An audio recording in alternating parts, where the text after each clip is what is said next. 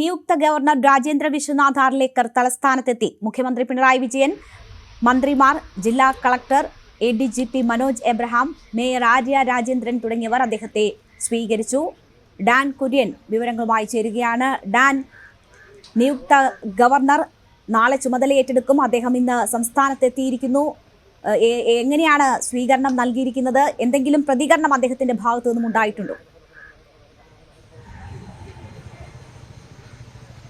തിരുവനന്തപുരം വിമാനത്താവളത്തിന്റെ ടെക്നിക്കൽ ഏരിയയിൽ അല്പസമയം മുമ്പാണ് ഹൈദരാബാദിൽ നിന്നെത്തിയ വിമാനത്തിൽ രാജേന്ദ്ര വിശ്വനാഥ് അർലേക്കർ ഇറങ്ങിയത്. അദ്ദേഹത്തെ മുഖ്യമന്ത്രി പിണറായി വിജയൻ, മന്ത്രിമാർ, അതോടൊപ്പം തന്നെ സംസ്ഥാന പോലീസ് മേധാവിയുടെ ചുമതലയുള്ള ADGP മനോജ് എബ്രഹാം, ജില്ലാ കളക്ടർ അനുകുമാരി, തിരുവനന്തപുരം MP ശശി തരൂർ, അതോടൊപ്പം തന്നെ മറ്റ് ജനപ്രതിനിധികൾ എല്ലാവരും ചേർന്നാണ് സ്വീകരിച്ചത്.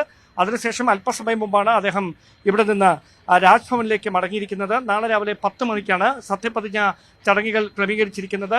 ഹൈക്കോടതി ചീഫ് ജസ്റ്റിസ് നിതിൻ മധുകറിന് മുൻപാകെയായിരിക്കും രാവിലെ 10 മണിക്ക് അദ്ദേഹം സത്യപ്രതിജ്ഞ ചെയ്ത് അധികാരമേൽക്കുക. ഗോവയിൽ നിന്നുള്ള BJP നേതാവ് കൂടിയായിരുന്നു അദ്ദേഹം.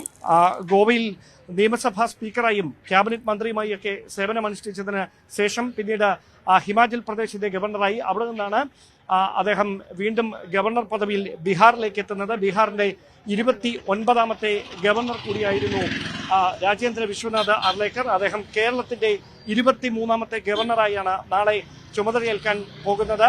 രാജ്ഭവനിൽ അതുമായി ബന്ധപ്പെട്ട ഒരുക്കങ്ങളെല്ലാം പൂർത്തിയായിട്ടുണ്ട്.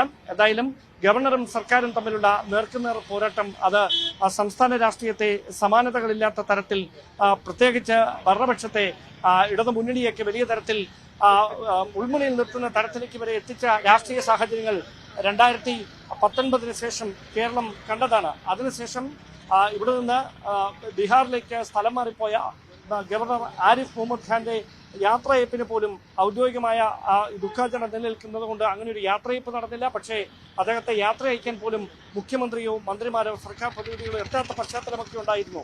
അതിനിടയിലാണ് നിയുക്ത ഗവർണറായി ഇവിടേക്ക് എത്തിയ രാജേന്ദ്ര വിശ്വനാഥ് അർലേക്കറിനെ സ്വീകരിക്കുന്നതിന് വേണ്ടി മുഖ്യമന്ത്രിയും മറ്റ് മന്ത്രിമാരും ഉൾപ്പെടെയുള്ളവർ ഈ ടെക്നിക്കൽ ഏരിയയിൽ എത്തിയതിനു ശേഷം ഇവിടെ നിന്ന് മടങ്ങിയിരിക്കുന്നത്. നാളെ രാവിലെ 10 മണിക്ക് ക്ഷണിക്കപ്പെട്ട അതിഥികൾക്ക് നടുവിലായിരിക്കും ഈ ചടങ്ങുകൾ നടക്കുക. വലിയ സുരക്ഷാ ക്രമീകരണങ്ങളൊക്കെ അവിടെ ഒരുക്കിയിട്ടുണ്ട്. സംസ്ഥാന രാഷ്ട്രീയം ഉറ്റുനോക്കുന്നത്, രാഷ്ട്രീയ കേരളം ആകാംക്ഷയോടെ ഉറ്റുനോക്കുന്നത് ആരിഫ് മുഹമ്മദ് ഖാന്റെ ശൈലിയിൽ നിന്ന് വ്യത്യസ്തമായൊരു നിലപാടായിരിക്കുമോ രാജേന്ദ്ര വിശ്വനാഥ് അർലേക്കർ സ്വീകരിക്കുക എന്നത് തന്നെയാണ്.